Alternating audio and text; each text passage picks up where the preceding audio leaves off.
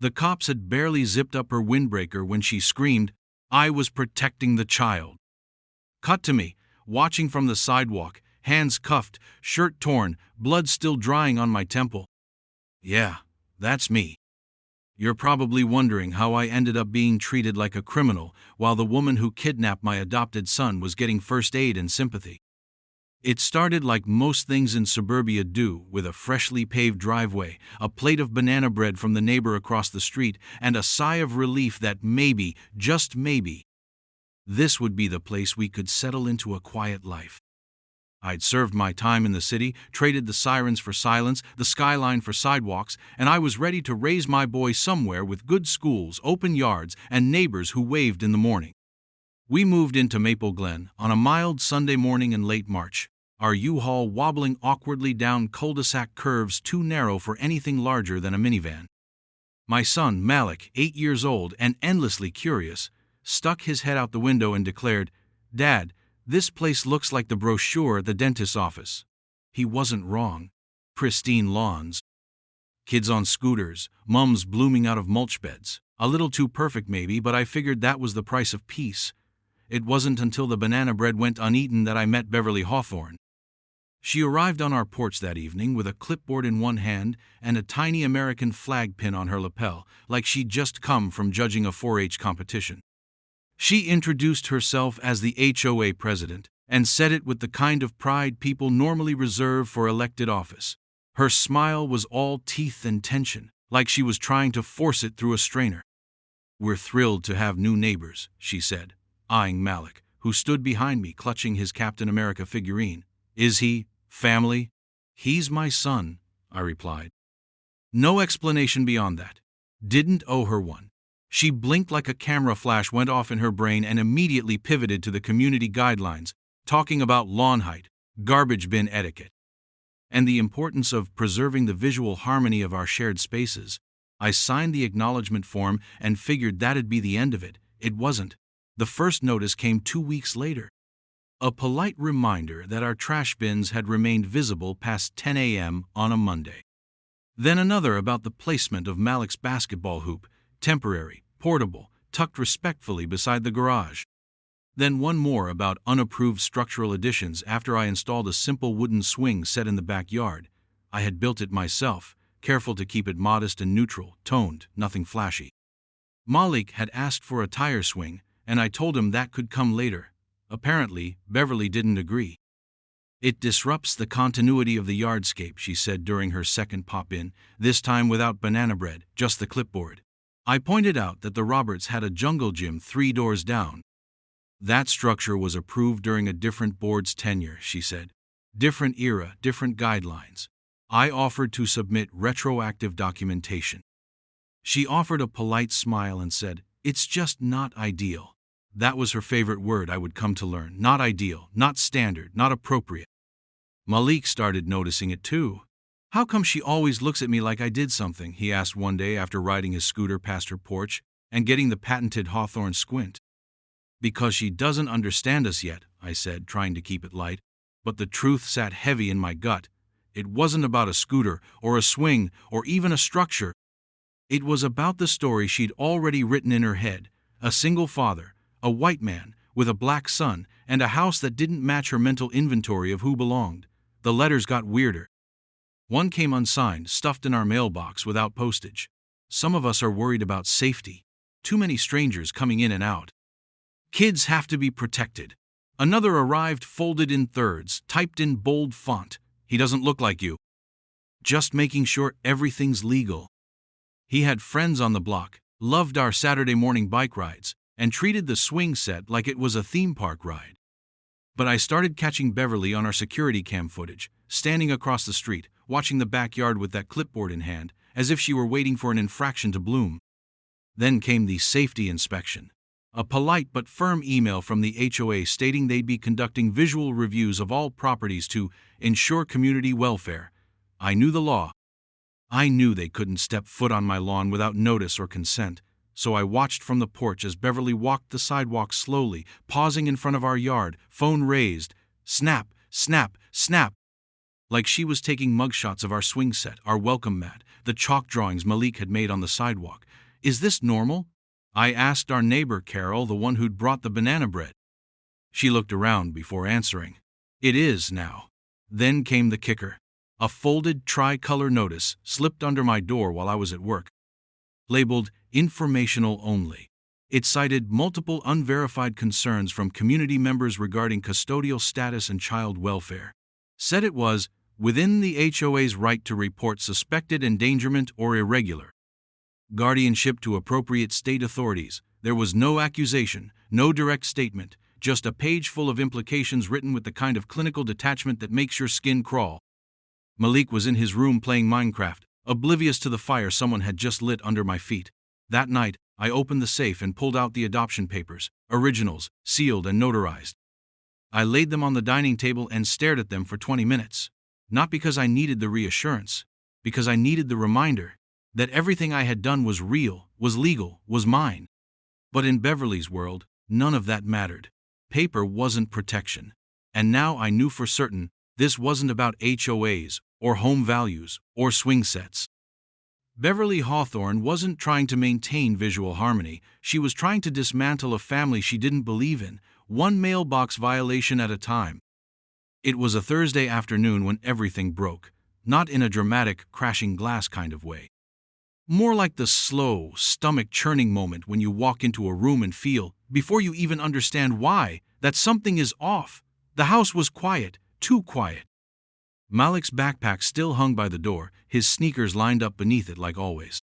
But his voice, his usual after-school "Dad, I'm starving," his endless commentary about whatever his class pet had done that day, that was missing. I called out once. Then again louder. Nothing. The TV was off. The swing set in the backyard swayed a little, as if it had been used recently and forgotten mid-play. I checked every room twice before panic set in. His phone was still plugged in. My chest felt like it was caving in. I was about to call 911 when I saw the envelope, propped on the kitchen counter, right next to the fruit bowl. My name typed across it. Not handwritten, not addressed with warmth, just my name. Inside was a single sheet of HOA letterhead, signed by Beverly Hawthorne. As of 2:35 p.m. today, the child Malik Hawthorne has been placed in temporary protective custody pending verification of legal guardianship. Due to escalating safety concerns and multiple unverified reports regarding the child's welfare, the HOA has acted under its Community Emergency Responsibility Clause to ensure immediate safety and appropriate care. He is safe and in good hands. I reread it 5 times before it registered. Then I collapsed into the kitchen chair like I'd been shot. He is safe and in good hands. Not with me. Not with his father. Not with the only person who's tucked him in every night since the day the court finalized our adoption. I dialed 911 so fast I fumbled the first call. When the operator picked up on the second, I was already halfway out the door, yelling into the phone that my son had been taken. "By who, sir?" she asked. "By the HOA president," I said. "She took my kid." That got me a pause. "Sir, are you saying a neighbor has abducted your child?" "Yes," I said. "Yes, that is exactly what I'm saying." Cops arrived within the hour. I had every document ready, birth certificate, court order, adoption records, all of it. The 2 officers, one young and polite, the other older and already looking annoyed, took the papers and looked them over like I was handing them expired coupons. "You said his last name is Hawthorne?" the younger one asked. "That's Beverly's last name too." I felt my hands tremble. "She filed the report, didn't she?" I said. "She used our different last names against us." They didn't answer. Instead, the older officer asked me to step back and let us do our job, while the younger one made a call and walked toward his squad car. I stood there in my driveway, surrounded by neighbors who had started to gather across the street like we were filming a reality show. One of them whispered to another. I couldn't hear it, but I didn't need to. I saw the shape of the word kid. I saw the way Carol from across the street couldn't meet my eyes. The same Carol who once said, "You two are so cute together," when she saw Malik holding my hand after school. Now she wouldn't even wave. That night I didn't sleep. I called every hospital, every hotline, every number I could think of. The police kept saying it was a custodial dispute under investigation. I kept saying it was kidnapping. We're looking into it, they said. There are claims of endangerment, they said. There's paperwork to sort, they said. I demanded to see the CPS report. They told me I'd need to go through channels. I had the legal documents. I had proof. But Beverly had the narrative. And in places like Maple Glen, narrative was everything. The next morning, the neighborhood app exploded. A post titled "Concerned Neighbor Takes Action" had nearly 300 comments in 2 hours. Beverly, or someone acting on her behalf, had written a long, scathing update about a deeply troubling situation involving a young child whose well-being had been a source of quiet concern for many in the community. No names were mentioned, of course, but everyone knew. She mentioned odd hours, screaming late at night, Malik's nightmares, unusual behavior, and of course lack of familial resemblance. There it was, in black and white. Because my son didn't look like me, I was suspect. Someone commented, "If this is who I think it is, I always felt something was off." Another, "I'm glad someone finally stepped in." Someone else asked, "Is he even the real dad?" By mid-morning, our mailbox was gone, literally, pulled out of the ground and left leaning against the porch with the door open like a mouth screaming in silence. That afternoon, a CPS officer finally called. She said Malik was safe, staying temporarily with a verified community guardian. Beverly, I asked how that was even legal. She said, "Mr. Hawthorne filed a claim and produced documentation alleging custodial concerns." "Mr. Hawthorne?" I asked. "She's not his mother. She's not even his relative." "The child's name matches the report," she said. "Until we can verify custody." "I have the papers," I shouted. "They're right here in my hands."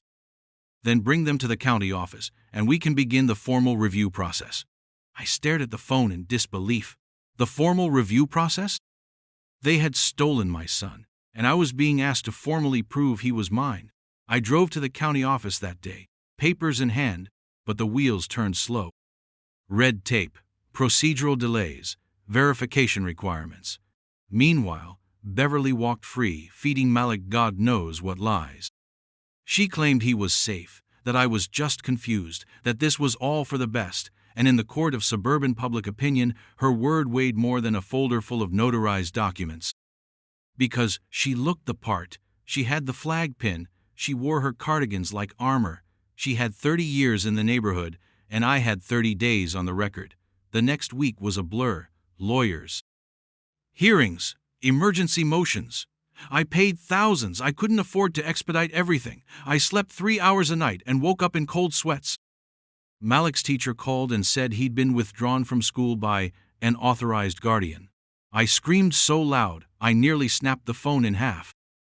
The HOA held a community safety night in the park while my son was missing, and Beverly gave a speech about neighborhood vigilance. She ended it by saying, "When we see something, we must say something. Even when it's uncomfortable, especially then." They applauded. She had them eating out of her perfectly manicured hands. The swing set in our backyard was removed during that week, not by me. Just gone.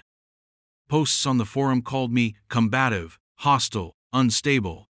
Someone wrote, "I heard he screamed at the cops and tried to attack Beverly when they came to check on the boy. That was a lie." But no one asked for the truth. They asked for drama, and Beverly gave them a story. All I had was silence and court dockets. And a house full of Malik's drawings and clothes and stuffed animals that still smelled like his shampoo. I'd done everything right, but I wasn't being treated like a father. I was being treated like a threat. And the worst part? She still had him. Beverly Hawthorne had kidnapped my son, and the law was asking me to wait patiently while they figured out if I was allowed to get him back. I stopped waiting. And I started building. Because if the system wasn't going to deliver justice for us, I would take them somewhere. It had no choice. A courtroom, my courtroom. And when I was done, there wouldn't be a single gated community in this county that didn't know exactly what happened when someone tried to steal a child from a judge. I didn't plan to go nuclear, not at first.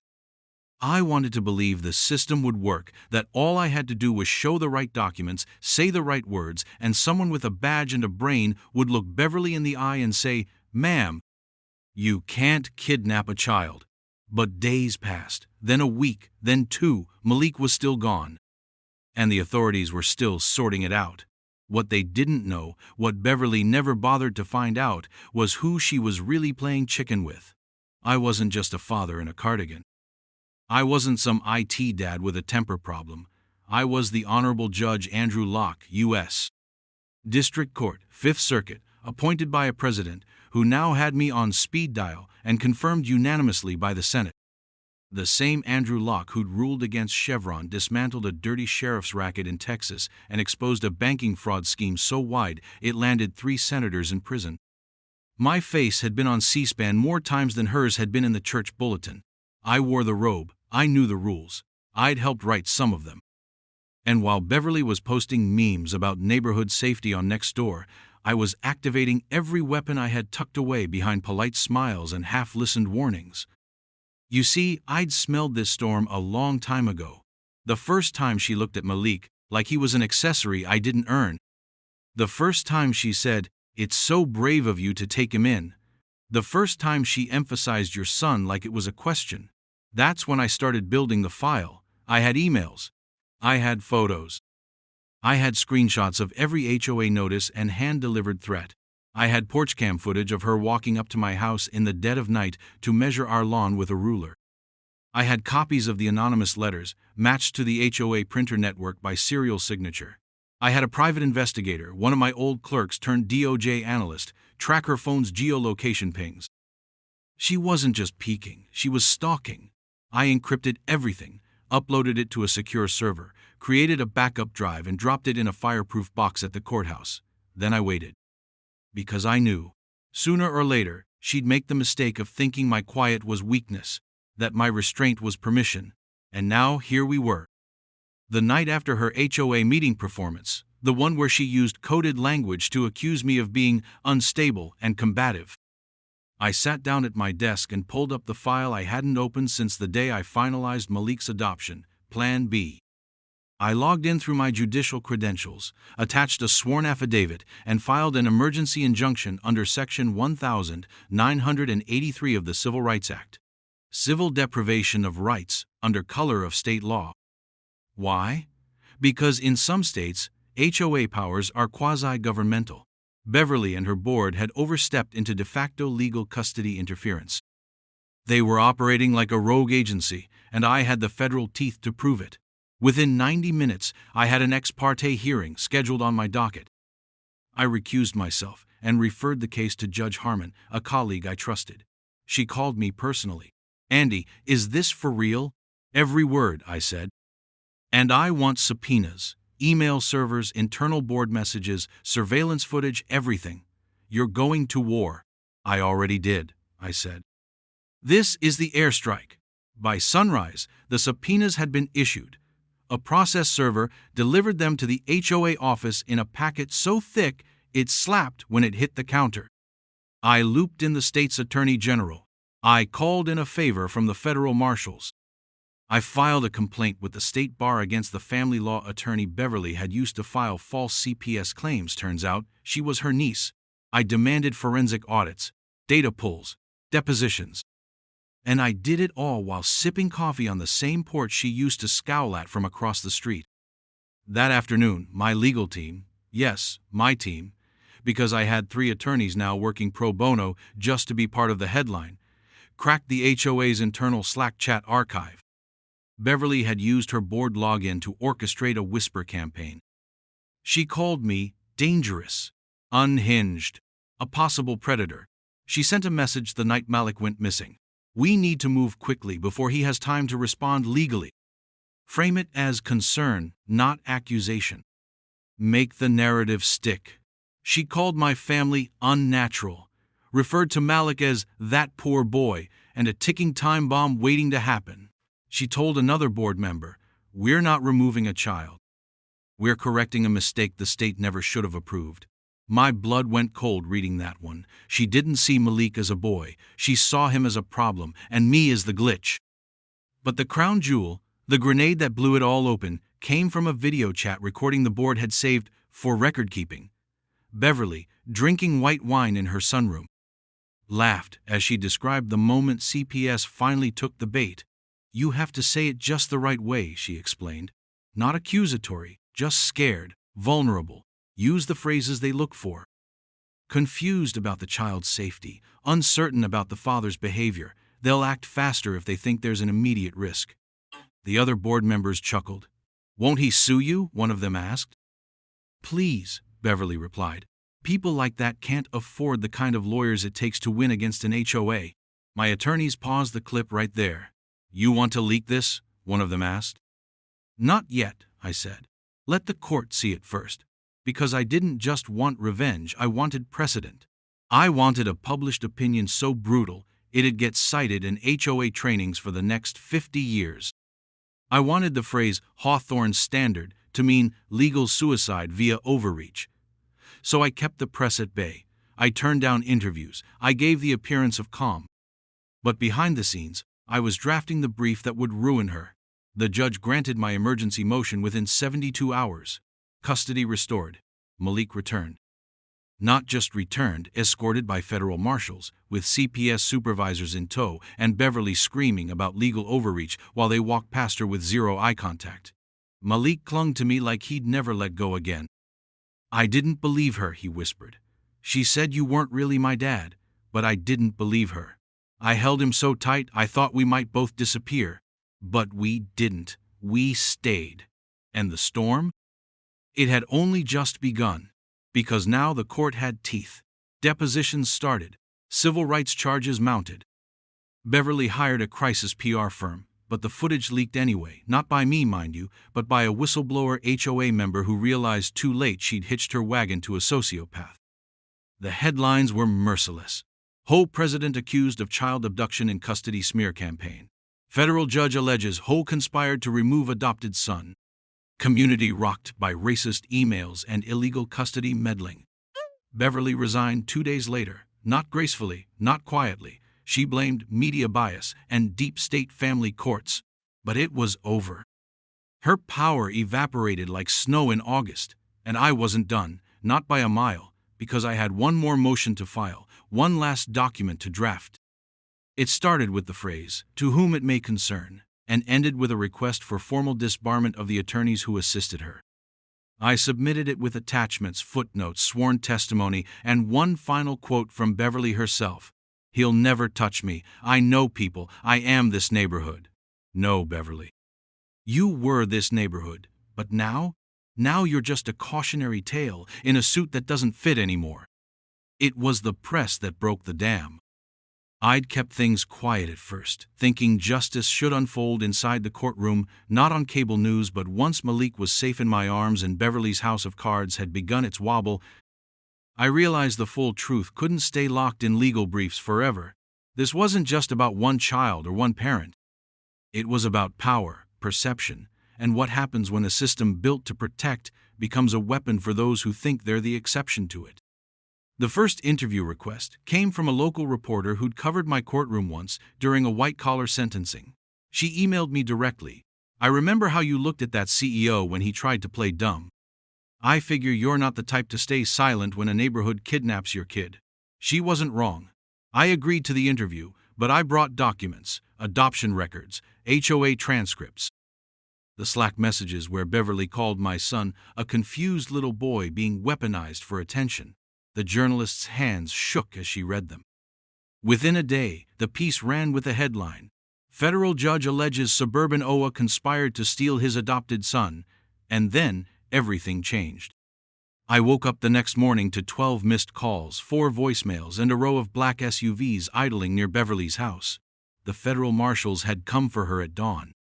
The arrest was quiet, professional, and perfect. Not for show. Just the kind of precise correction that happens when people like Beverly realize the rules they love to twist can twist back harder. I watched from my kitchen window as they walked her out in handcuffs, her pressed khakis wrinkled for the first time, her hair undone, her face frozen in disbelief. She didn't cry, she didn't scream. She didn't look at the cameras, she looked at my house, at me. And for the first time since she'd poisoned our welcome, I didn't look away.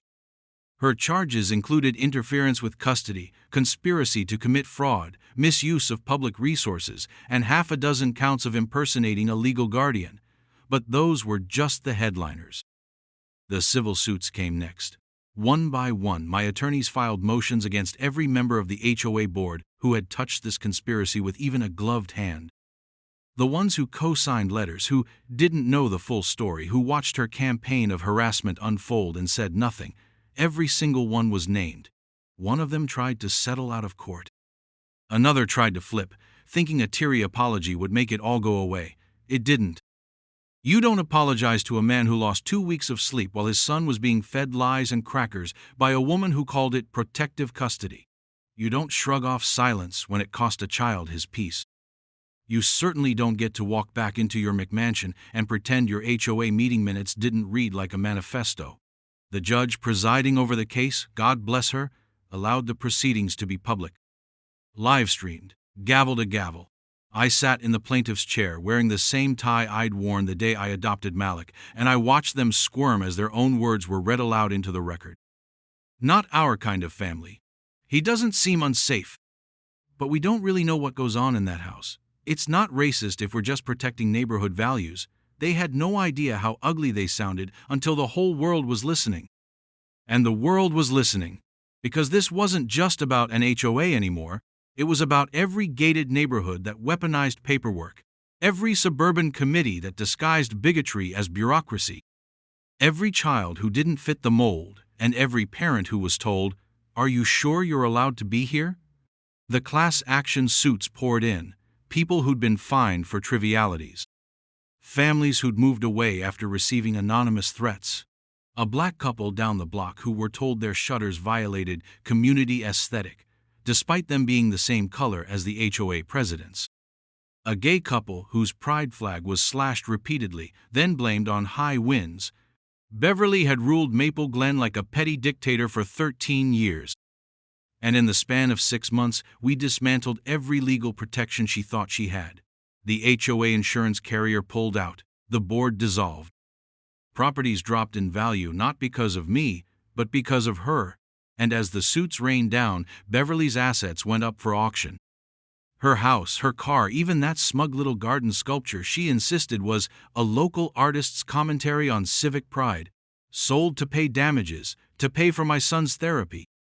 And for every lawyer who fought like hell to make sure Malik would never spend another night wondering if someone might steal him because his skin didn't match mine. One by one, the neighbors came to me. Some brought pie. Others just apologies. Most were sincere. Some were terrified. They asked if I would stay in the neighborhood. I told them I wasn't going anywhere.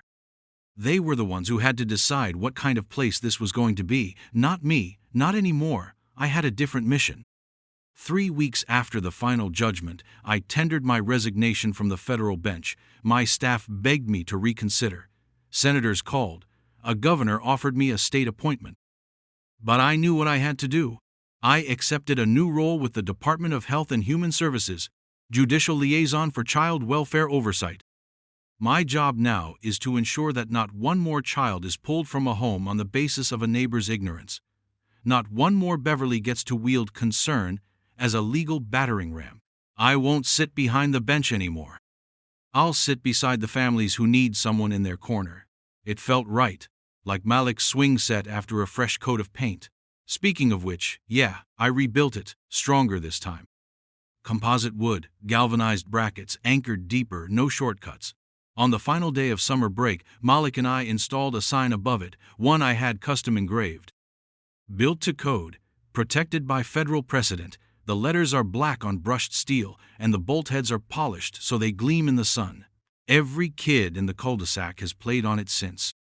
No one complains, no one dares. The new family across the street moved in last week. 2 moms, biracial kids. They waved at us from the front yard and asked what the story was with the swing set.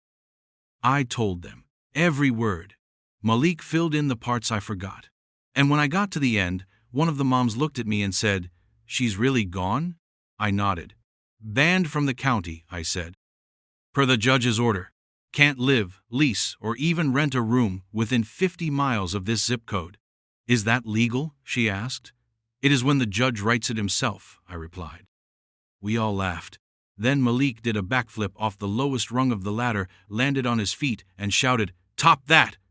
And in that moment I knew, not just that we'd won, not just that we'd survived, but that we'd claimed something back, not just land or custody, but narrative, story.